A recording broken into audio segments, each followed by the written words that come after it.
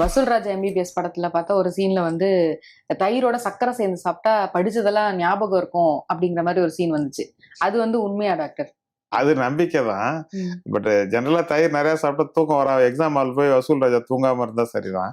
But jokes abort, cut health is equal to brain health. இப்போ கட்ல வந்து கெட்ட பாக்டீரியா நிறைய இருந்ததுன்னு வச்சுக்கோங்க, அவங்க தயாரிக்கிற கெமிக்கல்ஸ் வந்து நம்ம பிரெயின் ஃபங்க்ஷனை பாதிக்கும்.